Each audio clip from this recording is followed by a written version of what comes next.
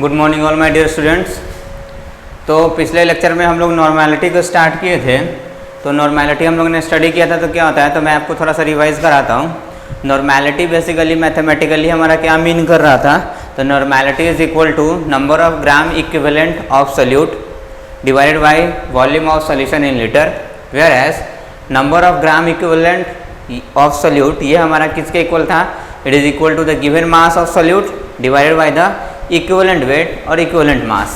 और equivalent weight हम लोग कैसे कैलकुलेट करते थे, that is basically molecular weight और molar weight divided by the n factor, right. तो ये हम लोग स्टडी किए थे। देन हम लोग एन फैक्टर को पढ़ना स्टार्ट किए थे। तो एन फैक्टर को हम लोग बोलते हैं वैलेंसी फैक्टर। डिफरेंट केसेस में डिफरेंट चीज़ों के इक्वल होता है। जैसे इन केस ऑफ एलिमेंट्स हम लोगों ने पढ़ा था, ये उसके वैलेंसी के इक्वल में होता है। एग्जाम्पल भी हम लोगों ने देखा था। Second, in case of ions, चाहे वो कटायन हो अनायन, दैट मीन्स पॉजिटिव चार्ज या निगेटिव चार्ज। पॉजिटिव चार्ज वाले स्पेसिस को कटायन बोलते हैं, निगेटिव चार्ज वाले स्पेसिस को अनायन बोलते हैं। तो आयन के केस में magnitude of charge on ion, कि उस आयन पे कितना मैग्नीट्यूड का चार्ज है, चाहे वो पॉजिटिव वाला है निगेटिव वाला, उससे बहस नहीं है, सिर्फ मैग्नीट्यूड पे डिपेंड कर रहा था, right. That is was equal to that. और उसके बाद हम लोगों ने देखा था एसिड्स के केस में। तो मैं आपको बताया था कि एसिड्स के केस में n factor is equal to the basicity. And what is basicity? Basicity is basically number of replaceable H plus ion, जितना H प्लस आयन टूट करके निकलने वाला है। हर एक एसिड में जितना भी H प्लस आयन प्रेजेंट होता है, सारा का सारे रिप्लेस होने वाला नहीं होता है, राइट। क्लियर। उस केस के में हम लोगों ने बहुत सारे केस में देखा भी था। जैसे ऑर्थोफॉस्फोरिक एसिड के केस में तीनों का H प्लस आयन रिलीज हुआ था, जबकि फॉस्फोरस एसिड के केस में सिर्फ 2 रिलीज हुआ था। हाइपोफॉस्फोरस के केस में सिर्फ 1 रिलीज हुआ था। उस केस में मैं आपको ये भी बताया था कि ऑक्सो या ऑक्सी एसिड के केस में सिर्फ और सिर्फ वही हाइड्रोजन हमारा आयन में ब्रेक होकर के निकलता है वाटर में डिजोल्व होने के बाद, जो सेंट्रल एटम से ऑक्सीजन के थ्रू कनेक्टेड होता है। जो डायरेक्ट कनेक्टेड होता है वो कभी भी ब्रेक होकर के आयंस में नहीं निकलता है, राइट। तो एसिड्स के केस में हम लोग एन फैक्टर देख चुके थे। अभी हम लोग देखते हैं बेसिस के केस में एन फैक्टर, राइट।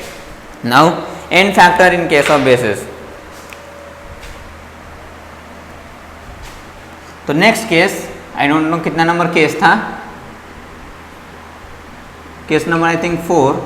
तो केस नंबर 4 हम लोग देखते हैं किसके केस में, बेसिस के केस में। पहले तो हमको जानना पड़ेगा भाई कि बेस होता क्या है।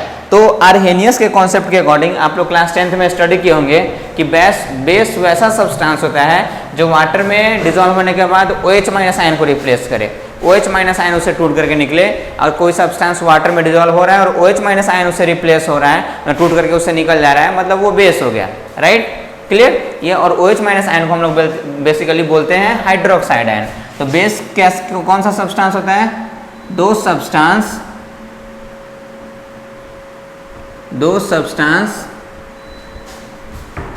which dissolve in water, those substance which dissolve in water, which dissolve in water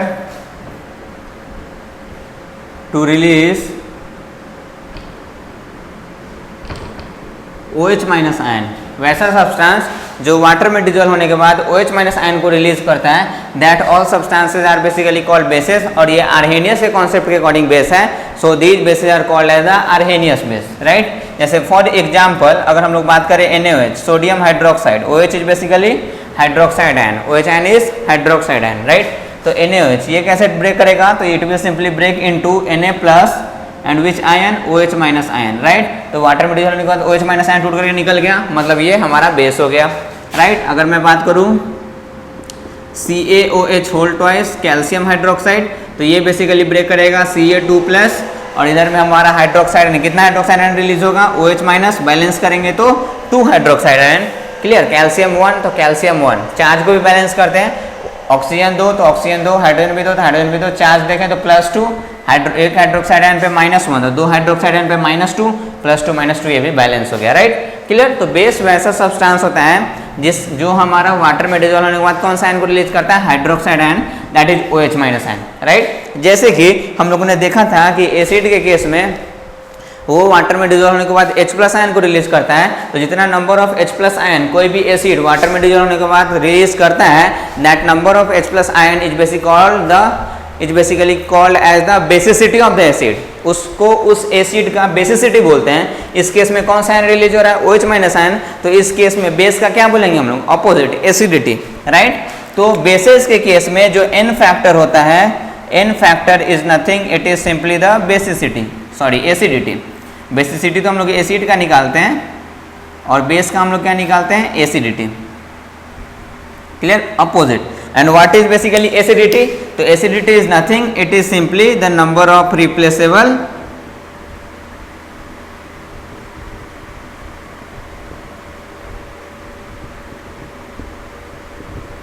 number of replaceable OH minus ion, जितना OH माइनस आयन हमारा रिप्लेस होने वाला रहेगा that is its basicity, right. जैसे फॉर एग्जांपल इस case में अगर हम लोग बेसिसिटी की बात करें कि बेसिसिटी किसका कितना होगा, तो यहाँ पे सोडियम हाइड्रोक्साइड, कितना हाइड्रोक्साइड को रिलीज हुआ, 1, सॉरी बेसिसिटी नहीं, बेसिसिटी हम लोग एसिड का निकालते हैं, एसिडिटी, सॉरी। तो इस केस में कितना OH माइनस आयन 1, तो एसिडिटी इज 1। इस केस में कितना OH माइनस आयन 2, तो एसिडिटी इज 2, राइट। और बेसिस के केस में ऐसा कोई लफड़ा नहीं होता है कि हमारा 5 हाइड्रोक्साइड आयन है, रिलीज सिर्फ 2 ही हुआ, ऐसा कभी भी नहीं जनरली होता है। हम लोग जितना यूज पड़ेगा उतना में, राइट। इसलिए हम लोग को इसमें कोई भी ज़्यादा कंफ्यूजन नहीं है। जैसे फॉर एग्जाम्पल अगर मैं बात करूँ आपसे कि आपसे पूछ दिया MgOH होल ट्वाइस, ठीक है, आपसे दे दिया गया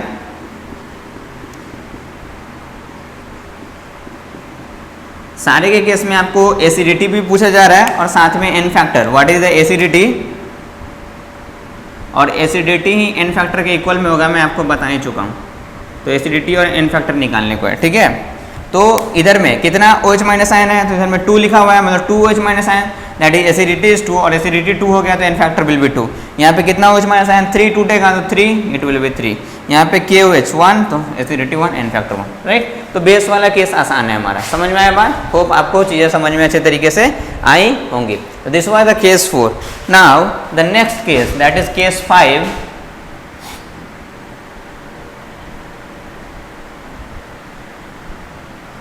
that are salts, salt basically होता क्या है, तो आप लोगों ने जूनियर क्लासेस में स्टडी किया होगा कि एसिड बेस के न्यूट्रलाइजेशन रिएक्शन से जो प्रोडक्ट हमारा बनता है that is basically salt, right, clear, वो हमारा होता है सॉल्ट। तो सॉल्ट के केस में n फैक्टर जो होता है, तो इन case of salt the n factor is basically the magnitude of charge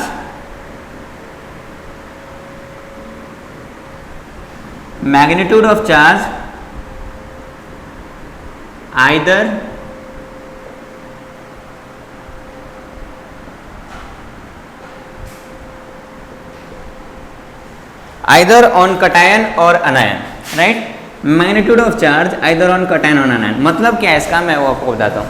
पहले तो आपको पहचानना पड़ेगा भाई सॉल्ट क्या है। तो सॉल्ट को पहचानने का सबसे सिंपल सा तरीका है कि अगर आपको याद होगा बेसिक, हम लोगों ने बेसिक केमिस्ट्री में कंपाउंड्स के फॉर्मेशन का केसेस देखा था, तो उसमें मैं आपको 2 चीज़ बताया था, एक एसिडिक रेडिकल वाला, एक बेसिक रेडिकल वाला, ठीक है। तो बेसिक रेडिकल और एसिडिक रेडिकल जब भी मिलकर के कंपाउंड बना करके रखेगा जनरली, तो moreover compounds are salt. जैसे फॉर एग्जाम्पल NaCl, यहाँ पे Na हमारा बेसिक रेडिकल बेस से आता है, Cl HCl एसिड से आता है, ये NaOH बेस से आता है, इसलिए हमारा सॉल्ट हो गया, ठीक है। जनरली आप थोड़ा वो सॉल्ट को जानते हो, इसका नाम भी जानते हो, आप कॉमन सॉल्ट जो खाने में हम लोग यूज़ करते हैं। तो इस केस में हमारा charge, magnitude of charge on either on cation और एनायन, तो सॉल्ट जो होता है ना वो कभी भी अपने आयंस में टूट जाता है। जैसे शुरुआत वाला जो लिखा हुआ रहेगा उस पर पॉजिटिव चार्ज आएगा, तो यहाँ पे शुरुआत में सोडियम है तो सोडियम में पॉजिटिव चार्ज, और Na पे हमेशा +1 चार्ज होता है, ठीक है। और दूसरा वाला Cl है तो यहाँ पे Cl पे हमेशा -1 चार्ज होता है। अगर आपको याद होगा तो हम लोगों ने वैलेंसी में स्टडी किया था, राइट। तो इस केस में अगर मैं n फैक्टर की बात करूं तो what is the n factor of NaCl, तो या तो कैटायन ले लो चाहे अनायन ले लो, उस पर मैग्नीट्यूड ऑफ चार्ज, तो +1 या -1, मतलब मैग्नीट्यूड मतलब कितना 1, ठीक है। अगर मैं आपको बोल दूं कि आपका है MgCl2 और इस केस में आप n फैक्टर निकालो भाई, तो ये पहले कैसे अपने आयंस में ब्रेक करेगा, तो मैग्नीशियम, तो मैग्नीशियम आपका बेसिक रेडिकल में जाकर के देखोगे तो +2 वैलेंसी वाले में है, मतलब मैग्नीशियम चला गया +2 वैलेंसी वाले में, और Cl के पास जाकर चेक करोगे तो Cl -1 वैलेंसी वाले में है, तो ये -1 में, ठीक है। अब हम लोग को एटम को बैलेंस करना पड़ेगा, तो यहाँ पे कितना Cl है 2, इधर में 2 Cl। अब देखिए एटम भी बैलेंस है, मैग्नीशियम ऑन, क्लोरीन 2 और हमारा चार्ज भी बैलेंस है, इधर में +2, इधर में 1 क्लोरीन पे -1, 2 क्लोरीन पे -2, चार्जेस बैलेंस। एन फैक्टर की अगर मैं इस केस में बात करूँ तो या तो कटायन या तो एनायन, किसी पे भी चार्ज ले लो। तो कटायन पे कितना चार्ज +2, मतलब मैग्नीट्यूड वाइज हो गया 2। आप बोलोगे नहीं सर हम तो कटायन का नहीं लेंगे, अनायन का लेंगे, तो वही कोई बात नहीं है। एक Cl पे -1 चार्ज और 2 Cl पे -2, और -2 का मैग्नीट्यूड तो 2 ही आएगा हमारा, राइट, क्लियर। चलिए जैसे अगर हमारा सॉल्ट रहता AlCl3, राइट, तो यहाँ पे हमारा क्या हो गया, तो ये बेसिकली ब्रेक करेगा एल्यूमिनियम, बेसिक रेडिकल वाला। जाकर के देखेंगे वैलेंसी कितना है इसका, तो भाई +3 वैलेंसी शो करता है, तो +3। दूसरा है हमारा Cl, कैसा वैलेंसी शो करता है -1, तो -1। एटम बैलेंस करने से 3 क्लोरीन, तो इधर भी 3 क्लोरीन, राइट। एन फैक्टर की बात करूँ, एटम भी बैलेंस है, चार्ज भी बैलेंस है, आप चेक कर सकते हैं। एन फैक्टर की अगर मैं बात करूं तो एन फैक्टर होगा आइदर चार्ज ऑन कटायन और अनायन, तो कटायन पे +3 चार्ज, मतलब मैग्नीट्यूड हो गया 3 का। अनायन पे चेक करोगे तो 1 Cl पे -1, 3 Cl पे -3 का मैग्नीट्यूड हमारा कितना आएगा, 3 ही आएगा, राइट, क्लियर। तो सॉल्ट के केस में हम लोग एन फैक्टर कुछ यूं कैलकुलेट कर सकते हैं, क्लियर। होप चीज़ें समझ में आपको आई होंगी। तो इतने केसेस में एन फैक्टर से आप आसानी से हमारा एन फैक्टर का जो भी क्वेश्चन आएगा आपको नॉर्मेलिटी ये सब कैलकुलेट करने का, इतने केसेस में आसानी से वो सॉल्व हो जाएगा, क्लियर। होप आपको चीज़ें समझ में आई होंगी, राइट। एक आप लास्ट केस लिख लीजिए, इधर मैं इरेज करूँ थोड़ा सा, कि एक और केस होता है ऑक्सीडेशन रिडक्शन रिएक्शन में या फॉर रेडॉक्स रिएक्शन। वो मैं इसके बाद वाला जो चैप्टर है मैं आपको रेडॉक्स ही पढ़ाऊंगा, तो उस केस में मैं आपको बताऊंगा कि रेडॉक्स रिएक्शन में एन फैक्टर कैसे कैलकुलेट करते हैं। अभी सिर्फ मैं आपको बता देता हूं कि in case of redox reaction n factor होता क्या चीज़ है। तो case last, that is case 6,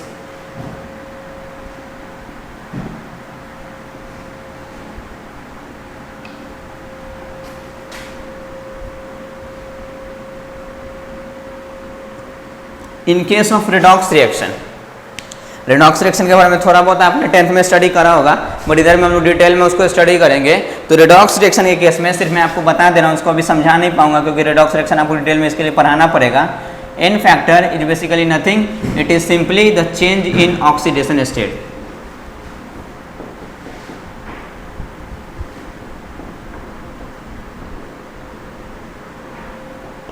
redox reaction के केस में क्या होता है, एन फैक्टर होता है चेंज इन ऑक्सीडेशन स्टेट। अब भाई ऑक्सीडेशन स्टेट क्या है, नहीं है, ये सब आपको रेडॉक्स रिएक्शन में पढ़ाया जाएगा, तब आपको अपने आप से समझ में आ जाएगा कि अच्छा है चेंज इन ऑक्सीडेशन स्टेट ये है हमारा, ठीक है, क्लियर। अभी हम लोग सॉल्ट्स तक का केस देखेंगे, तो मैं एक बार क्विक रिवाइज करा देता हूँ। एन फैक्टर एलिमेंट्स के केस में वैलेंसी, आयन के केस में magnitude of charge on ion, right. हमारा एसिड के केस में बेसिसिटी, बेसिस के केस में एसिडिटी, एंड साल्ट के केस में या तो कटायन या तो अनायन पे चार्ज का मैग्नीट्यूड, राइट। इतने से काम बन जाएगा। एक है हमारा रिडॉक्स रिएक्शन में, तो रिडॉक्स रिएक्शन में n factor is nothing, it is simply the change in oxidation state, right, clear. तो होप इतना जो आपको एन फैक्टर का केस आपको कराया हो तो आपको समझ में आया होगा, और साथ में इतना को अगर आप ध्यान में रखेंगे तो आपका क्वेश्चन को सॉल्व हो सकता है, ठीक है। हमारा जो भी नॉर्मेलिटी है सबसे रिलेटेड क्वेश्चन आता है, तो आइए हम लोग नॉर्मेलिटी से रिलेटेड प्रॉब्लम्स को करते हैं। उसके पहले थोड़ा सा हम लोग एन फैक्टर से related problems as well as थोड़ा सा इक्विवेलेंट वेट से रिलेटेड प्रॉब्लम्स को डिस्कस करेंगे, देन हम लोग नॉर्मेलिटी वाले प्रॉब्लम्स पे आएंगे।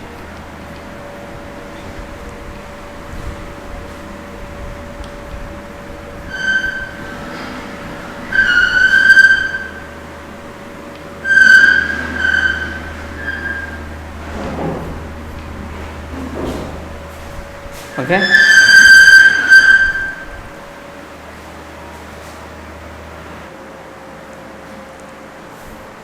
सपोज कीजिए कि आपको मैं क्वेश्चन दे दिया, आसान आसान सा प्रॉब्लम है,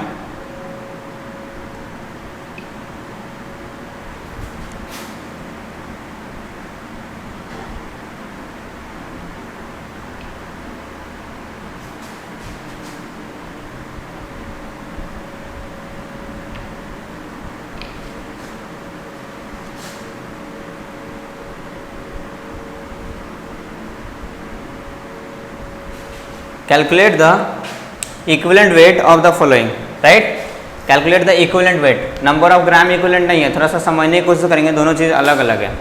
calculate the equivalent weight of the following. Question है आपका first, NaOH, HCl,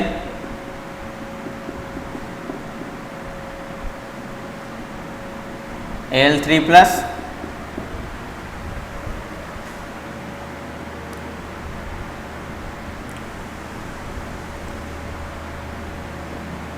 Cl-1,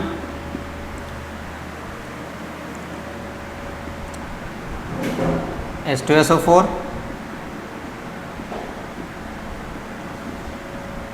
H3PO4, AlCl3,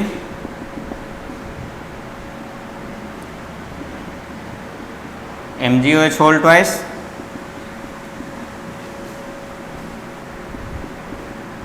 H3PO3,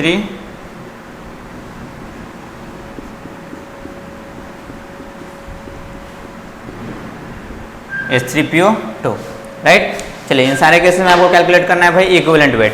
पहले तो हम लोग को देखना पड़ेगा भाई कि इक्विवेलेंट वेट का फॉर्मूला क्या होता है। तो मैं आपको बताया था कि equivalent weight it is nothing, it is simply the molecular weight और molar weight divided by the n factor. ठीक है, बस सारे केस में एन फैक्टर देखते जाना है और मॉलिक्यूलर वेट और मोलर वेट तो आपको निकालने आता है। मीनिंग वही है, सिर्फ यूनिट चेंज होता है। मॉलिक्यूलर वेट का यूनिट एमयू, मोलर वेट का यूनिट एक मोल का बता रहे इसलिए ग्राम में। आपको ये सब पढ़ाया जा चुका है। अगर आपको याद नहीं ये सब चीज़ तो देने आपकी प्रॉब्लम है, ठीक है, क्योंकि आप उसको कंटिन्यूस रिवाइज नहीं कर रहे हो। ये सब कमी आप में है। अगर मैं कोई चीज़ अभी बोल रहा हूँ पीछे का पढ़ाया हुआ चीज़ और वो आपको नहीं तुरंत हिट कर रहा है, क्लिक कर रहा है, दैट मीन्स कमी आप में है, मेरे में नहीं, क्योंकि मैंने उसको बहुत ही डिटेल में स्टडी कराया था आपको। तो आप या तो रिवाइज नहीं कर रहे हो या फिर उसको आप अच्छे से स्टडी नहीं किए हो। कुछ तो है जिसको आप सॉर्ट करने की कोशिश करोगे। क्यों? क्योंकि अभी आप मेरे सामने लाइव इंटरेक्शन में नहीं हो। अगर आप मेरे सामने रहते तो मैं आपकी कमी को देख सकता था कि एक्चुअल में आप कर क्या रहे हो, नहीं कर क्या रहे हो। अभी आप इधर से स्टडी कर रहे हो, मेरे को पता नहीं है कि आप कैसे स्टडी कर रहे हो, नहीं कर रहे हो। आप रिवाइज कर रहे हो कि नहीं, कौन चीज़ आपको पता है, कौन चीज़ पता नहीं है। इस वजह से मैं कंक्लूड नहीं कर सकता कि क्यों आपको नहीं समझ आ रहा है। तो आपको खुद अभी चेक करना पड़ेगा, राइट। लाइव इंटरेक्शन वाले क्लास में जब सामने आप रहोगे तो मुझे आपका कमी पता चलेगा, तो मैं आपको बताता कि आप ऐसे नहीं किए, इस वजह से ऐसा नहीं हो रहा है आपका, राइट, क्लियर। तो वो सब आप थोड़ा सा देख लोगे। अगर नहीं समझ में आ रहा है इसका मतलब कमी आप में है, आप उसको ढूंढो। या तो आपने रिवीजन नहीं सही से किया होगा, या तो आपने स्टडी सही से नहीं किया होगा, या तो आपने उसे ऐसे ही पढ़ के छोड़ दिया होगा, क्वेश्चन उसके नहीं किया करे होंगे, कुछ तो आपकी कमी है, ठीक है। जैसे स्टार्ट करते हैं हम लोग फर्स्ट से NaOH। तो NaOH का अगर हम लोग कैलकुलेट करें तो for NaOH it is molecular weight upon n factor. तो मॉलिक्यूलर वेट NaOH का निकालेंगे तो सोडियम का होता है हमारा 23, ऑक्सीजन का हो गया 16 एंड हाइड्रोजन का हो गया 1 डिवाइडेड बाई एन फैक्टर। ये बेस है आपका, ठीक है। तो ये बेस है, तो बेस के केस में एन फैक्टर आपका क्या होता है, तो बेस के केस में एन फैक्टर होता है आपका एसिडिटी। और एसिडिटी मतलब क्या चीज, number of replaceable OH minus ion. कितना OH माइनस आयन है, 1, that means n factor is 1। तो ये हो गया कितना 3691040 डिवाइडेड बाई 1, दैट मीन्स इसका इक्विवेलेंट वेट भी कितना आ गया 40, राइट, क्लियर। नेक्स्ट HCl, पहले तो इसका मॉलिक्यूलर वेट निकालेंगे तो हाइड्रोजन का 1, क्लोरीन का होगा 35.5 divided by the n factor. ये HCl एसिड है आपका, एसिड है तो इस केस में हमारा H प्लस आयन चेक करेंगे, वही बेसिसिटी होता है। तो only 1 H plus ion, that means n factor is 1, that is ये हो गया 36.65 डिवाइडेड बाई 1, दैट इज इस केस में इक्विवेलेंट वेट आ गया 36.5, clear. Now the third number then Al3 plus aluminium ion है, तो इस केस में चार्ज ऑन आयन देखेंगे। तो इस केस में पहले तो एल्युमिनियम का हम लोग देखते हैं मॉलिक्यूलर वेट। तो ये तो मॉलिक्यूल नहीं है, एक एटम ही है, तो इसका एटॉमिक वेट देख लेंगे हम लोग। The atomic weight is basically 27 divided by the n factor. तो चार्ज ऑन आयन तो कितना चार्ज है हमारा 3, that is 3, that is 9, clear, आई बात समझ में। नाउ फोर्थ क्लोरीन, तो क्लोरीन का फिर से atomic weight that is 35.5 divided by n factor. फिर से आयन है, अनायन निगेटिव चार्ज, तो charge on ion that is 1, magnitude से कंसीडर करते हैं 1, that is basically 35.5। Now the next one, fifth one, that is H2SO4। तो इस case में मॉलिक्यूलर वेट तो हाइड्रोजन का होता है 1, तो 2 हाइड्रोजन होता है 2, तो 1 × 2 2। सल्फर का हो गया बेसिकली आपका 32, दैट इज 32। ऑक्सीजन का हो गया 16 और 16 into basically 4 divide by the n factor. तो H2SO4 अगर इसका एसिड है, इसका बेसिसिटी चेक करोगे आप तो 2 है हमारा, दोनों का दोनों H प्लस रिलीज होता है, दैट इज 2। तो basically it is equal to 2 + 32 that is 34, that is 64 that is 2, that is 8.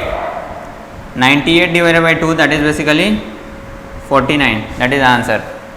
ठीक है, clear? Now the next one, problem number 6. What is H3PO4? तो पहले इसका मॉलिक्यूलर वेट, तो हाइड्रोजन का 1 इंटू 3 दैट इज 3, फॉस्फोरस का 31 plus 31, oxygen का 16 into 4 that is 64, divide by the n factor. इस केस में ऑर्थोफॉस्फोरिक एसिड है, तीनों का तीनों H प्लस एन टूट कर निकलता है, that is 3, that is equal to 4 1 5 5 3 8 and 6 3 9 divided by 3. अब डिवाइड करके देख लो कितना आएगा. तो इट इज 3 3 जा 9, 3 2 जा 6 2 0, 3 6 जा 18, फिर 2 6, दैट इज 32.67 या 7 डायरेक्टली पुट कर सकते हैं. That is 7th number. That is what AlCl3 salt है. अभी आपको बताया था एल्युमिनियम में +3 चार्ज होता है, एक Cl पे -1 चार्ज, तो 3Cl पे -3 चार्ज हो जाएगा हमारा. तो सॉल्ट के केस में आइदर चार्ज ऑन कटायन और है, तो कटायन पे चेक कर लेते हैं, तो 3 मैग्नीट्यूड बाई चार्ज है, दैट इज 3 हो जाएगा हमारा आंसर. ठीक है, तो अब देखिए इस केस में, तो इसका पहले तो हम लोग निकालेंगे क्या चीज़ की मॉलिक्यूलर वेट. तो एल्युमिनियम का होता है हमारा व्हाट 27 प्लस क्लोरीन का हमारा होता है 35.5, और कितना क्लोरीन है 3, तो that is plus 3 into 35.5 right, divided by the n factor. और इस केस में एन फैक्टर आपको चार्ज बता ही रहा हूँ 3 राइट, दैट इज 27. इसको अगर सॉल्व करेंगे तो 5 3 या 15 1, 5 3 या 15 1 16, 1 3 3 या 9 1 10, that is 106.5 divided by 3, that is basically 0.5, that is 7 6 13 1 133.5 divided by 3. इसको आप सॉल्व कर लोगे तो ये आपका आंसर हो जाएगा. This is the 7th number. Now let's continue with the problem number 8. What is 8 MgOH whole twice. पहले इसका मॉलिक्यूलर वेट. मैग्नीशियम, सोडियम का होता है हमारा 23, मैग्नीशियम का होता है 24, दैट इज 24, प्लस ऑक्सीजन 2 है तो 16 इंटू 2 दैट इज 32, हाइड्रोजन भी 2 है तो 1 into 2 that is 2, divided by the n factor. ये बेस है, कितना OH माइनस आयन को रिलीज करेगा 2, दैट मीन्स का एसिडिटी 2, तो ये हो गया 2, that is it is equal to 2 2 4 4 8 और 3 2 5, 58/2 दैट इज 2 2 जा how much 25 29, it is 29 is the answer right.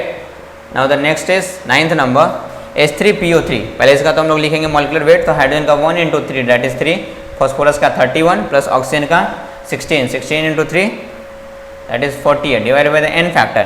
ये है हमारा फॉस्फोरस एसिड, और फॉस्फोरस एसिड के केस में देखे थे 2 ही H प्लस रिलीज होता है, that means basicity is 2, that is an factor is also 2,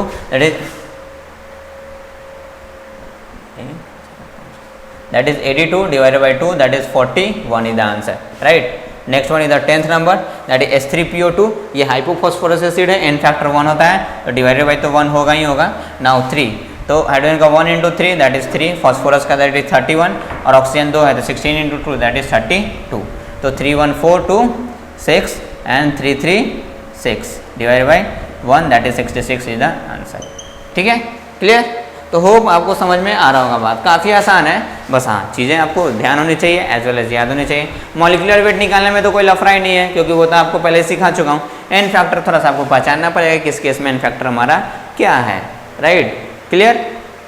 चलिए, होप आपको चीज़ें समझ में अच्छी तरीके से आई होंगी. ठीक है, तो ये तो हम लोगों ने अभी देखा है इक्विवेलेंट वेट कैलकुलेट करना. अब हम लोग देखते हैं नॉर्मेलिटीज़ के क्वेश्चन कि नॉर्मेलिटी हम लोग कैसे कैलकुलेट करेंगे.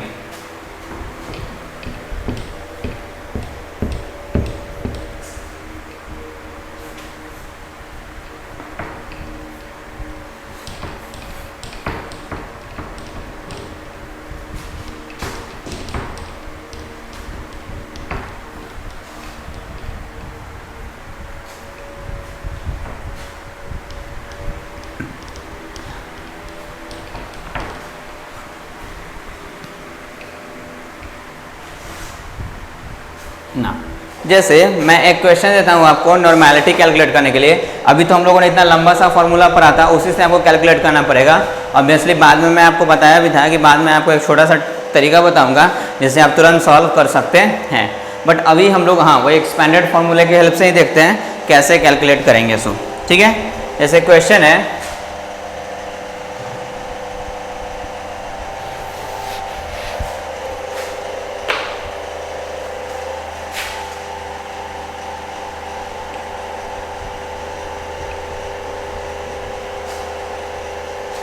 98 gram of sulphuric acid,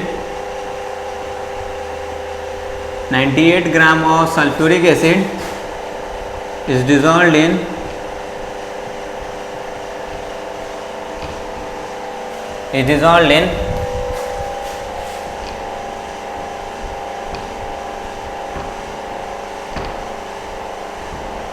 500 ml aqueous solution. 98 gram of sulfuric acid is dissolved in 500 ml aqueous solution, right? Calculate the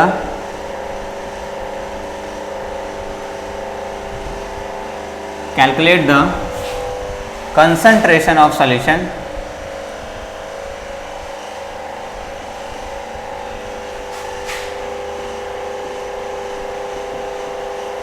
Calculate the concentration of solution in terms of normality, in normality.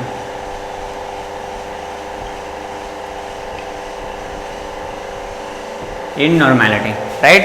ये question है आपका, ठीक है. 98 gram of sulphuric acid is dissolve in 500 ml solution. Calculate the concentration of solution in normality. मतलब हम लोग को उस सॉल्यूशन में क्या कैलकुलेट करना है? नॉर्मेलिटी कैलकुलेट करने को है. नाउ पहले जो गिवन पार्ट है उसको हम लिख लेते हैं. 98 gram of sulphuric acid dissolve in 100 aqua solution. Aqua solution मतलब सॉल्वेंट क्या हो गया? वाटर. सॉल्वेंट जैसे ही वाटर हो गया तो सल्फ्यूरिक एसिड वो आपका क्या हो गया? सोल्यूट. तो मास ऑफ सल्फ्यूरिक एसिड, और सल्फ्यूरिक एसिड का फॉर्मूला होता है H2SO4. It is basically equal to how much? तो 98 gram, right. It dissolved in 500 ml aqua solution. That means volume of solution is given. तो volume of solution is given. It is how much? It is equal to basically 500 ml. Calculate the concentration of solution in normality. अपन को find करना है normality. तो पहले तो हम लोग को नॉर्मेलिटी का एक्सप्रेशन पता होना चाहिए. नॉर्मेलिटी होता क्या है? तो हम लोग पहले शॉर्ट में इसका एक्सप्रेशन लिखेंगे, तभी तो पता चलेगा क्या कैलकुलेट करना पड़ेगा. What is normality? तो it is nothing, it is simply number of gram equivalent of solute divided by the volume of solution in litre, right. ठीक है भाई. अब हम लोग को पता करना है what is the formula of gram equivalent of solute या number of gram equivalent of solute. तो number of gram equivalent of solute that is basically equal to, मैं आपको बताया था, it is given weight in gram divided by the equivalent weight, right. And equivalent weight को calculate करने के लिए मैं आपको बताया था EQ that is equivalent. Equivalent weight it is nothing, it is simply molar weight और molecular weight divided by the n factor, right. तो पहले तो भाई इस केस में n फैक्टर निकालना पड़ेगा. तब हम लोग मॉलिक्यूलर वेट से डिवाइड करेंगे तो इक्विवेलेंट वेट आएगा. उसको इधर में पुट करेंगे तो ग्राम इक्विवेलेंट आएगा. उसको इधर में पुट करेंगे तब नॉर्मेलिटी आने वाला है, राइट. तो हम लोग को पहले n फैक्टर. अब H2SO4 that is sulphuric acid. इस केस में कितना H+ आयन टूट करके निकलने वाला है? 2 H+ ion. That means di basic acid. तो n फैक्टर तो भाई 2 हो गया. n फैक्टर का मालूम चल गया. तो वो नीचे से स्टार्ट कर देते हैं, अपने आप नॉर्मेलिटी कैलकुलेट होगा. नाउ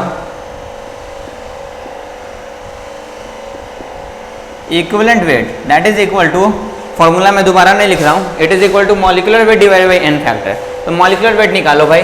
तो हाइड्रोजन का 1 into 2 दैट इज बेसिकली 2. अभी जस्ट मैं ऐसे निकाला ही था. सल्फर का दैट इज 32 एंड ऑक्सीजन का 16 into 4 that is 64 divided by n factor that is 2.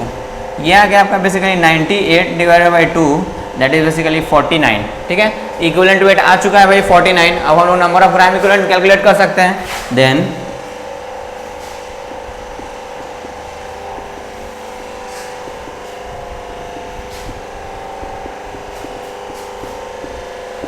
Number of gram equivalent of H2SO4 कि H2SO4 का ग्राम इक्विवेलेंट कितना होगा. सो हम लोग कैलकुलेट करते हैं. तो gram equivalent of H2SO4 it is equal to given weight in gram. तो गिवन वेट इन ग्राम कितना दिया हुआ है भाई? 98. अगर ग्राम में नहीं रहता तो कन्वर्ट करते हैं हम लोग divided by the equivalent weight. And what is the equivalent weight? That is 49 divided by the 49. तो 49 से कितना टाइम्स कट गया? 2. तो number of gram equivalent of solute जो कि H2SO4 है वो आ गया आपका 2. अब बस कैलकुलेट हो जाएगा. Again normality it is equal to number of gram equivalent of solute. Now gram equivalent of solute हम लोग का कैलकुलेट होकर के आ चुका है. सॉल्यूट हमारा H2SO4 ही है that is 2. That is basically 2 divided by the volume of solution in litre. लेकिन यहाँ पे वॉल्यूम दिया हुआ है मिलीलीटर में, तो उसको लीटर में कन्वर्ट करेंगे हम लोग, तो डिवाइडेड बाई 500, ये तो मिलीलीटर में है, मिलीलीटर को लीटर में कन्वर्ट करने के लिए 1000 से डिवाइड कर देते हैं, तो एक डिवीजन के नीचे दूसरा डिवीजन तो मल्टीप्लाई हो जाएगा, या 10 का पावर -3 से हम लोग मल्टीप्लाई कर देंगे, बात तो सेम ही है। दैट इज बेसिकली तो 2 डिवाइडेड बाई ये हो गया 500, 10 का पावर -3 ऊपर जाएगा तो +3, तो इंटू 10 का पावर +3 मतलब 1000, 00 से 00 कैंसिल एंड 5 2 जा 10 एंड 2 2 जा 4, that is 4 normal is the answer. Clear है या नहीं, समझ में आई बात? क्लियर, होप आपको समझ में अच्छे तरीके से आई होगी। तो हम लोग को देखो कितना लफड़ा करना पड़ा, पहले ये कैलकुलेट करना पड़ा, फिर ये कैलकुलेट करना पड़ा, फिर ये कैलकुलेट करना पड़ा, ठीक है। और उसके लिए इतना लंबा सा फॉर्मूला भी आपको याद में होना चाहिए, अगर नहीं याद में रहेगा तब आपका नहीं कैलकुलेट होगा, ठीक है। ठीक है, अब देखिए ये तो हो गया काफ़ी कॉम्प्लिकेटेड सा। अब हम लोग अगर इसी क्वेश्चन को सॉल्व करना होता तो इस क्वेश्चन को मैं आसान सा तरीके से सॉल्व करना आपको बता रहा हूँ, लेकिन उसके पहले एक रिलेशन हम लोग को पढ़ना पड़ेगा जो बहुत आसान सा रिलेशन है। ऐसे तो मैं डायरेक्टली आपको बता दूंगा, आप याद कर लोगे, बट मैं उसको कैलकुलेट करके ही आपको बता देता हूँ, ठीक है। तो हम लोग क्वेश्चन को रहने देते हैं, आंसर आप याद रखेंगे कि normality is 4 is the answer, ठीक है। इसी क्वेश्चन को हम लोग उस तरीके से सॉल्व करेंगे।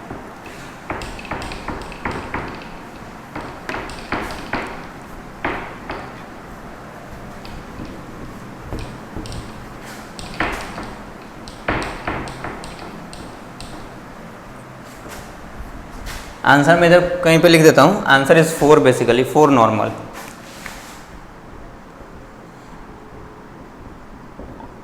चलिए उसको हम लोग स्टडी करेंगे, लेकिन उसको स्टडी करने से पहले मतलब उस फॉर्मूले से कैलकुलेट करने से पहले उस फॉर्मूला को हम लोग डिटरमाइन कर लेते हैं क्या है वो फॉर्मूला। उसके लिए आप टॉपिक देंगे relation between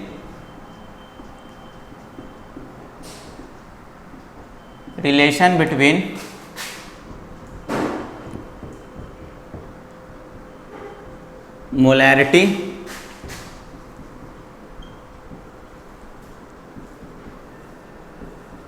and normality. Molarity और नॉर्मेलिटी के बीच में आइए हम लोग रिलेशन को स्टडी करते हैं, ठीक है। मैं आपको बताया था कि हर एक 2 कंसंट्रेशन टर्म के बीच में हम लोग रिलेशन कैलकुलेट कर सकते हैं। ये रिलेशन आप भी कैलकुलेट कर सकते हैं, जैसे हम लोगों ने पहले भी कैलकुलेट किया था परसेंटेज वेट बाई वेट के बीच में, मोलैरिटी के बीच में। हम लोगों ने पहले कैलकुलेट किया था मोलैलिटी के बीच में और मोल फ्रैक्शन के बीच में। तो इधर में हम लोग कैलकुलेट कर रहे हैं मोलैरिटी और नॉर्मेलिटी। काफ़ी इंपॉर्टेंट हमारा ये कन्वर्जन है, काफ़ी ज़्यादा यूज होता है, इसलिए मैं आपको करा रहा हूँ। बाकी कोई भी 2 कंसंट्रेशन टर्म के बीच में आप रिलेशन को एस्टैब्लिश कर सकते हैं, राइट। चलिए तो इसको हम लोग स्टडी करते हैं अभी फिलहाल। नाउ देखिए हम लोग स्टार्ट करते हैं नॉर्मेलिटी से ही। नॉर्मेलिटी का सारा एक्सप्रेशन लिखा हुआ है, बट हम लोग को इधर में दोबारा लिखना पड़ेगा, तो हम लोग देखते हैं व्हाट इज बेसिकली नॉर्मेलिटी। तो normality is nothing, it is simply number of GM for gram, EQ for equivalent of solute divided by n factor। Clear, कोई कन्फ्यूजन वाली बात नहीं है। या फिर फॉर्मूला लिखा हुआ है डायरेक्टली उसको यूजिंग करना आपको मैं बता दे रहा हूँ। डायरेक्ट फॉर्मूला तो एक बार आप वापस से लिख लोगे, या फिर लिखा आपको याद है तब तो अच्छी बात है। देखिए यहाँ पे नॉर्मेलिटी होता है number of gram equivalent of solute divided by volume of solution in litre, and number of gram equivalent of solute is given weight of solute in gram divided by the equivalent weight, and equivalent weight is equal to molecular weight और molar weight divided by n factor. तो यहाँ पे है हमारा equivalent weight, और equivalent weight इसके equal में होता है, तो मतलब इक्विवेलेंट वेट की जगह पे हम लोग ये पुट कर सकते हैं वैल्यू। तो हमारा number of gram equivalent of solute क्या आ जाएगा, तो number of gram equivalent of solute ये कितना के इक्वल में आ जाएगा भाई, तो ये इक्वल टू आ जाएगा गिवन वेट इन ग्राम, वो तो रह ही जाएगा, तो it is equal to the given weight in gram divided by the equivalent weight, and equivalent weight is equal to molecular weight divided by n factor. तो put कर सकते हैं it is equal to basically molecular weight, और इसी को हम लोग molar weight बोलते हैं, डिवाइडेड बाय n फैक्टर। इस डिवीजन के नीचे में दूसरा डिवीजन, तो वो अल्टीमेटली ऊपर में चला जाएगा, तो वो हो जाएगा इनटू n फैक्टर। ठीक है, इतना मैथ्स तो आपको आता ही होगा ना। हो गया ये। अगर आप लोग हम नॉर्मेलिटी निकालने की कोशिश करें तो नॉर्मेलिटी क्या हो जाएगा, तो normality number of gram equivalent of solute divided by volume of solution in litre, वो फॉर्मूला यूज होगा। लेकिन उस फॉर्मूला को यूज करने से पहले जरा आप इस टर्म को देखिए, given weight in gram divided by the molar wait. कुछ याद आ रहा है क्या? याद अगर नहीं आ रहा है तो आप बेवकूफ़ हो, क्योंकि इस फॉर्मूला का यूज़ हम लोगों ने बहुत ज़्यादा किया था मोल नंबर ऑफ मोल मास के टर्म्स में, given weight in gram divided by the molar wait, और मोलर वेट में आपको बताया था कि 1 मोल का वेट होता है, right. It is equal to gram atomic weight या ग्राम मॉलिक्यूलर वेट, उसके इक्वल में होता है। तो given weight in gram divided by molar weight, इसको क्या लिख सकते हैं, नंबर ऑफ मोल लिख सकते हैं। और गिवन वेट हम लोग सॉल्यूट का निकाल रहे हैं, ग्राम इक्विवेलेंट, तो गिवन वेट भी सॉल्यूट का होगा। दैट मीन्स यहाँ से हम लोग लिख सकते हैं मोल्स ऑफ सॉल्यूट, सॉल्यूट का निकालने तो गिवन वेट सॉल्यूट का होगा, इनटू व्हाट, एन फैक्टर। ये क्या चीज कैलकुलेट हुआ है, ये कैलकुलेट हुआ है number of gram equivalent of solute, it is equal to number of mole into n factor. Any confusion? No sir, नहीं होनी चाहिए। तो कहीं पे अगर ग्राम इक्विवेलेंट ऑफ सॉल्यूट निकालना रहेगा, ग्राम इक्विवेलेंट किसी का भी निकालना रहेगा, तो उसका मोल को किससे मल्टीप्लाई कर देंगे, एन फैक्टर से, तब भी आ जाएगा। या फिर अगर नॉर्मैलिटी दिया हुआ रहेगा तो नॉर्मैलिटी को वॉल्यूम से मल्टीप्लाई कर देंगे, तभी ग्राम इक्विवेलेंट आ जाएगा, ठीक है। अब हम नॉर्मैलिटी वाला एक्सप्रेशन यूज करते हैं, तो now normality it is basically equal to number of gram equivalent of solute, formula लिखा हुआ है, दोबारा नहीं लिखूंगा मैं, divided by volume of solution in litre. और number of gram equivalent of solute कितना के बराबर में आया, moles of solute into n factor. तो इसको हम लोग पुट कर सकते हैं, number of moles of solute into n factor divided by the volume of solution in litre, volume of solution in litre, right. क्या इसको हम लोग इस टाइप से लिख सकते हैं क्या, moles of solute divided by volume of solution in litre को एक साथ हम लोगों ने लिख दिया, और इनटू एन फैक्टर को अलग लिख दिया। गलत है क्या? अगर आप बोल रहे हो गलत है तो आप बेवकूफ़ हो, गलत नहीं है ना। तो normality it is equal to, जरा इस वैल्यू को फिर से जरा आप ध्यान से देखें, number of moles of solute divided by volume of solution in litre. कुछ याद आ रहा है क्या? नहीं याद आ रहा है तो आप महामूर्ख हो। It is equal to basically molarity, molarity किसके इक्वल में होता है, moles of solute divided by volume of solution in litre. तो नॉर्मैलिटी, तो इस पूरे टर्म को हटा करके हम लोग रिप्लेस करके मोलैरिटी लिख सकते हैं। तो normality it is basically equal to molarity into what, n factor. This is our the relation between the normality and the molarity. तो शॉर्ट में अगर लिखें तो दैट इज, शॉर्ट में लिखेंगे तो normality it is basically equal to molarity into n factor. Any confusion? No sir.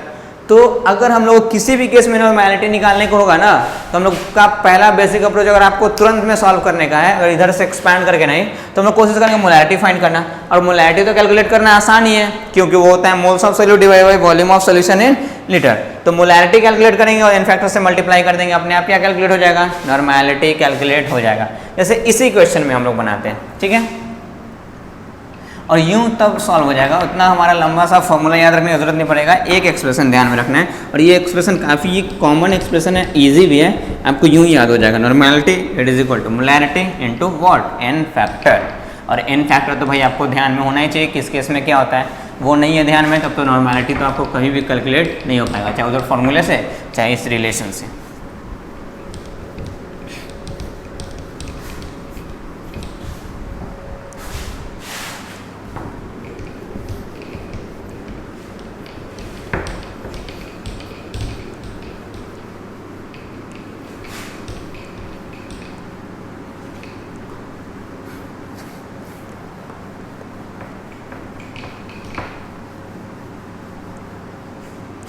जैसे अब हम लोग वापस से नॉर्मैलिटी कैलकुलेट करना है, तो अभी हम लोग जस्ट रिलेशन देखा नॉर्मैलिटी और मोलैरिटी के बीच में, कि normality it is equal to molarity into n factor, right. तो पहला तो काम है मोलैरिटी कैलकुलेट करना है, राइट। तो गिवन पार्ट हम लोग लिख लेते हैं, गिवन क्या है, mass of solute that is sulphuric acid दिया हुआ है आपको 98 ग्राम, ठीक है। And volume of solution it is given how much, 500 ml। अगर मैं बात करूं एन फैक्टर का, कि एन फैक्टर कितना होगा, sulphuric acid di basic acid that is basicity is 2, 2H plus replace होगा तो बेसिसिटी 2, तो एन फैक्टर भी 2। निकालना है मोलैरिटी, कैलकुलेट कर लीजिए, ये तो आसान ही है। Moles of solute, moles of solute is equals to, इसको हम लोग लिखते हैं given weight of solute divided by, अगर आपको याद होगा it is molar weight. Solute का मोल निकालना है तो मोलर वेट भी सॉल्यूट का ही लेंगे, और नीचे तो हमारा volume of solution in litre है ही, लेकिन यहाँ पे वॉल्यूम ऑफ सोल्यूशन दिया हुआ है मिलीलीटर में, तो मिलीलीटर में है तो लीटर में कन्वर्ट करने 1000 से डिवाइड करेंगे जो अल्टीमेटली 1000 ऊपर चला जाएगा, तो 1 × 1000 ही रह जाएगा। नाउ वेट ऑफ सॉल्यूट ग्राम में 98 ग्राम, मोलर वेट निकालोगे इसका तो इट इज 232 एंड 16 4 64, ये भी आ जाएगा 98, right, into what 1000 divided by volume ml में कितना है तो 500, 0000 98 से 98 1 टाइम्स में, 5 से 2 टाइम्स में, that is 2 molar, this is molarity. Calculate करना है फिर normality, that is equal to 2, n factor is how much 2, that is normality is the 4 normal. क्या बहुत हार्ड है क्या? नहीं हार्ड है, ठीक है, समझ में आई बात, क्लियर, कोई कन्फ्यूज़न अगर है तो आप पूछ सकते हैं बेशक, ठीक है। चलिए, तो ये सब सारी बातें थी आपका, तो ये तो हो गया आपका बेसिकली कि नॉर्मैलिटी का इतना लंबा सा एक्सप्रेशन। नॉर्मैलिटी के केस में भी आपको मैं बताया कि मोलैरिटी से कैसे उसको रिलेट कर सकते हैं, तो मोलैरिटी से अगर रिलेट करके एक्सप्रेशन याद रहेगा तो मोलैरिटी कैलकुलेट करेंगे, नॉर्मैलिटी यूँ कैलकुलेट हो जाएगा आसानी से, क्लियर, कोई कन्फ्यूजन उस केस में नहीं होगा। ऐसे आपको नॉर्मैलिटी वाला भी एक्सप्रेशन याद रहना चाहिए। जैसे एक और क्वेश्चन हम लोग डिस्कस करते हैं,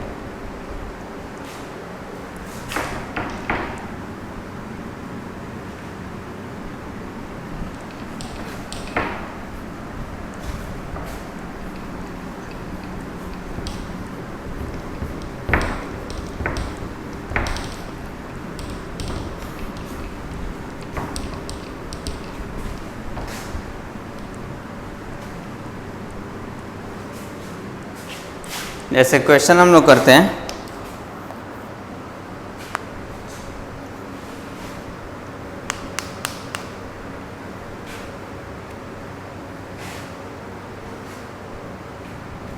calculate the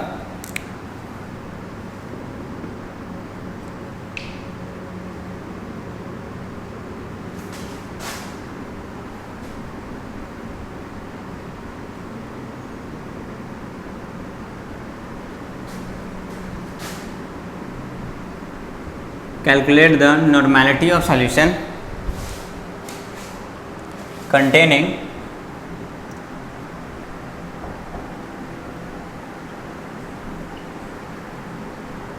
20 gram of sodium hydroxide in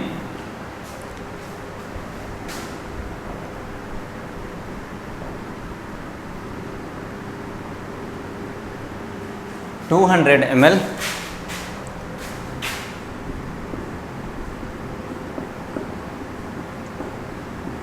aqueous solution, ठीक है।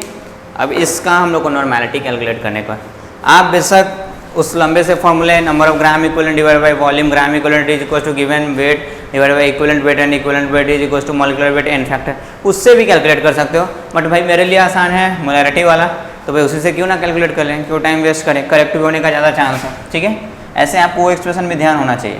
पहले तो गिवन पार्ट को लिख लेते हैं, normality of solution containing 20 gram of NaOH in 200 ml aqueous solution, aqueous solution that is solvent is water, तो NaOH पक्का सॉल्यूट हो गया, that is mass of NaOH जो कि सॉल्यूट हो गया, that is basically equal to 20 gram dissolve in 200 ml aqueous solution, that is volume of solution हम लोग को दिया हुआ है, it is how much, it is basically equal to 200 ml, right. और हम लोग को NaOH दिया हुआ है तो इसका N फैक्टर भी चेक कर ही लगते हैं क्योंकि उसका यूज़ पड़ता है। तो ये बेस है, बेस के केस में जितना number of OH minus ion और OH माइनस आयन इसमें एक ही है तो एक ही रिप्लेस होगा, तो N फैक्टर इज 1। बस अब तो क्वेश्चन बनता गया। काम है कैलकुलेट करना पहले मोलैरिटी, तो मोलैरिटी का फॉर्मूला होता है moles of solute,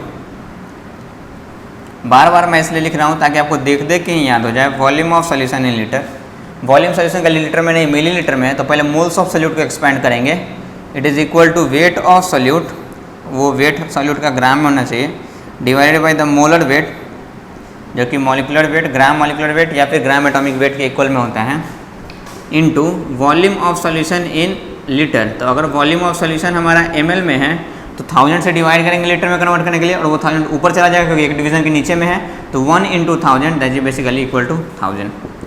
wait of solute in gram and solute is basically how much 20। Molar weight अगर आप NaOH का कैलकुलेट करें तो 23 + 16 that is 39 + 1 that is 40 × 1000 and volume of solution in millilitre that is 200 millilitre. 00 से 00 cancel, 2 2 जा how much 4 and 2 5 जा 10 and 2 से 5 that is 2.5। Molarity आ गया आपका 2.5 मोलर। और जैसे ही मोलैरिटी आ गया, नॉर्मेलिटी तो हम लोग यूँ कैलकुलेट कर लेंगे, तो normality it is equal to molarity into what n factor. Molarity is 2.5 and n factor is 1, that is normality भी कितना आ गया 2.5। Normal is the answer. कोई कन्फ्यूज़न सर नहीं होनी चाहिए, ठीक है, क्लियर। तो होप आपको ये भी कंसंट्रेशन टर्म अच्छे तरीके से समझ में आया होगा, ठीक है।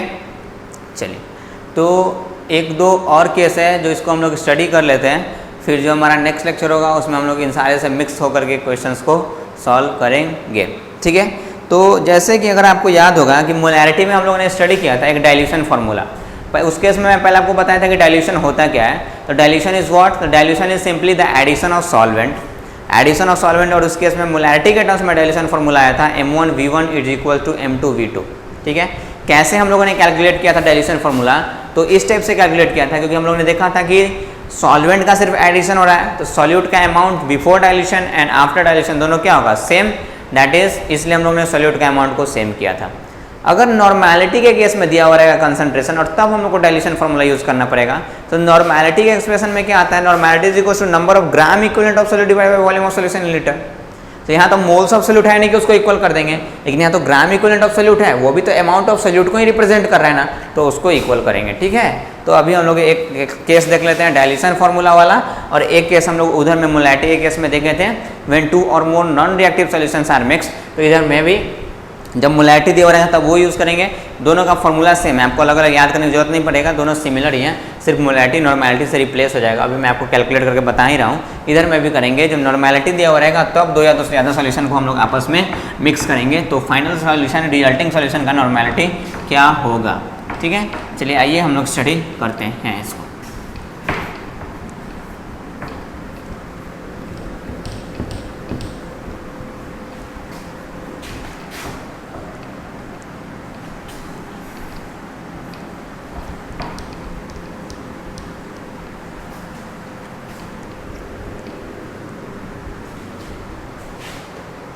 नाउ तो dilution formula in terms of normality.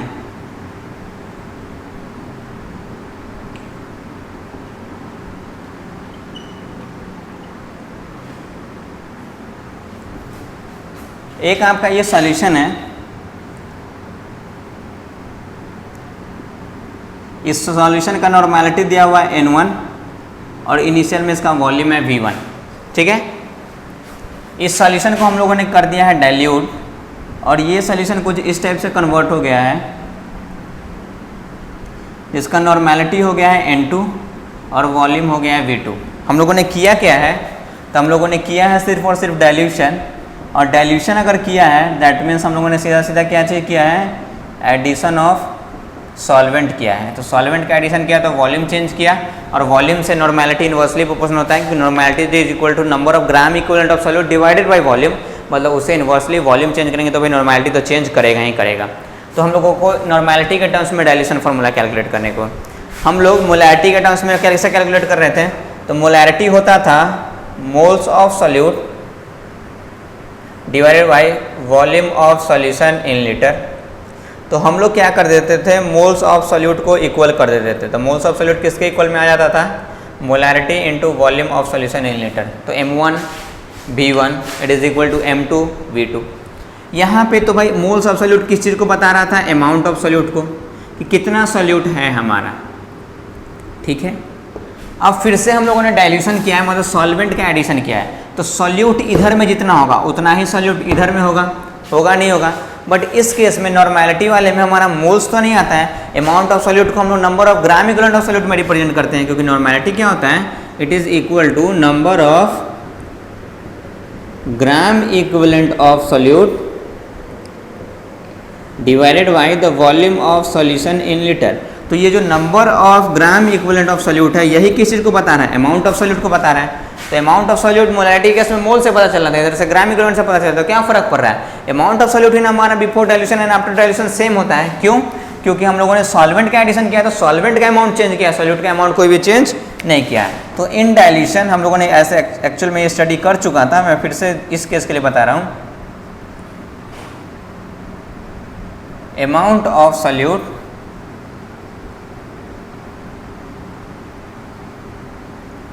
before dilution, it is equal to amount of solute after dilution. अरे होगा नहीं होगा, और नॉर्मेलिटी दिया हुआ है, मोलैरिटी नहीं था, नहीं तो मोल्स को इक्वल करते हैं। नॉर्मेलिटी में अमाउंट ऑफ सोल्यूट किसी से रिप्रेजेंट होता है, तो number of gram equivalent of solute कैसे कैलकुलेट करेंगे, तो नॉर्मेलिटी इनटू वॉल्यूम। तो इनिशियल में नॉर्मेलिटी कितना है before dilution, N1 and volume is V1, तो ये हो गया amount of solute before dilution. It is equal to बाद में कितना है नॉर्मेलिटी N2 और वॉल्यूम से मल्टीप्लाई कर देना है V2, तो N1 V1 it is equal to N2 V2। This is basically the dilution formula.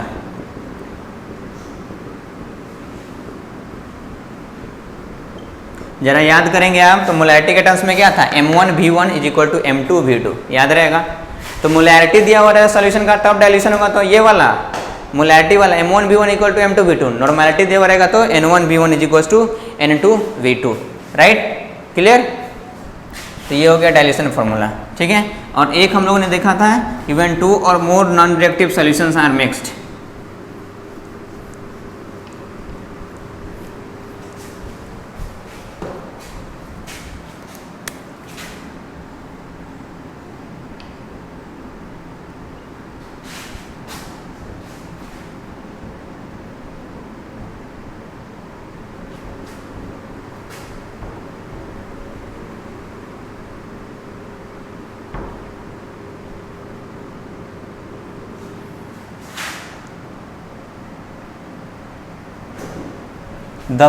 जब दो या दो से ज़्यादा नॉन रिएक्टिव सॉल्यूशन को हम लोग आपस में मिक्स करते हैं तो जैसे हो गया हमारा ये, सपोज करो कि this is your solution number A, इसका नॉर्मेलिटी है N1, वॉल्यूम है V1, सॉल्यूशन A, इसको हम लोगों ने मिक्स कर दिया the second solution of normality N2 and volume V2, और ये हमारा रिजल्टिंग सॉल्यूशन बन रहा है R, इसका नॉर्मेलिटी रिजल्टिंग और वॉल्यूम इज ये हो गया।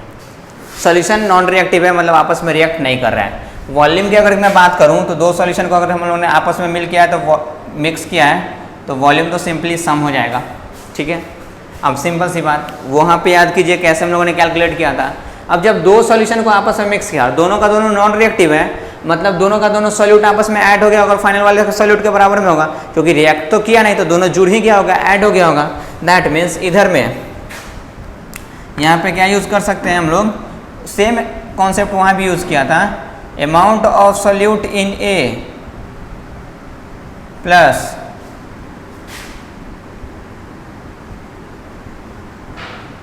Amount of solute in B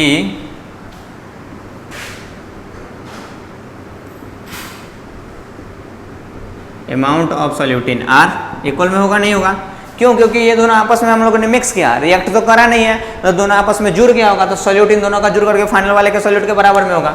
और इधर में नॉर्मेलिटी के टर्म्स में हम लोग सोल्यूट का अमाउंट कैसे निकालते हैं, तो normality into volume, that is N1 V1 plus what N2 V2, इधर इज इक्वल टू, इधर में कितना है, दैट इज NR VR। तो फाइनल सोल्यूशन का नॉर्मेलिटी कैसे निकाल सकते हैं, NR that is equal to this much, that is N1 V1 plus N2 V2 divided by, या VR मल्टीप्लीकेशन में दे जाएगा तो डिवीजन में, दैट इज VR। तो इसको हम लोग और कैसे लिख सकते हैं, फाइनल सोल्यूशन का normality N1 V1 plus N2 V2 divided by VR is what, तो VR is nothing, simply V1 plus V2। जरा आप फिर से याद करो, ये फिर से सेम ही है हमारा मोलैरिटी वाले केस की तरह, कि मोलैरिटी हमारा था फाइनल सोल्यूशन का मोलैरिटी, जब नॉन रिएक्टिव सोल्यूशन को मिक्स करते हैं M1 V1 is equal to M2 V2 divided by V1 plus V2। तो कुछ नहीं हुआ है, मोलैरिटी सिर्फ किससे रिप्लेस कर गया है, नॉर्मेलिटी से रिप्लेस कर गया इन केस ऑफ डाइल्यूशन और इन case of mixture of non reactive solutions. तो अगर आपको सॉल्यूशन का नॉर्मेलिटी के टर्म्स में दिया हो रहा है, डाइल्यूशन हो रहा है, तब ये यूज़ कर लेंगे, मोलैरिटी दिया हुआ है तब डाइल्यूशन हो रहा है तो M1 V1 M2 V2 कर देंगे, ठीक। अगर आपको दो या तो ज़्यादा नॉन रिएक्टिव सॉल्यूशन का आपस में मिक्स करके और सॉल्यूशन का कंसंट्रेशन मोलैरिटी में दिया हुआ है, तो M1 V1 plus M2 V2 divided by V1 plus V2, normality में दिया हुआ है तो N1 V1 plus N2 V2 divided by V1 plus V2। Formula तो चेंज किया ही नहीं है, ठीक है। तो होप आपको ये सारी चीज़ें अच्छे तरीके से समझ में आई होंगी। और इसी के साथ हमारा कंसंट्रेशन टर्म फिनिश होता है। तो नेक्स्ट लेक्चर जो हम लोग करेंगे उसमें कुछ प्रॉब्लम्स करेंगे कंसंट्रेशन टर्म पे मिक्स करके, साथ में इन कंसंट्रेशन टर्म का भी हम लोग कुछ स्टोइकियोमेट्री में एप्लीकेशन देखेंगे, तो कुछ क्वेश्चंस हम लोग करेंगे, राइट। चलिए ठीक, ओके।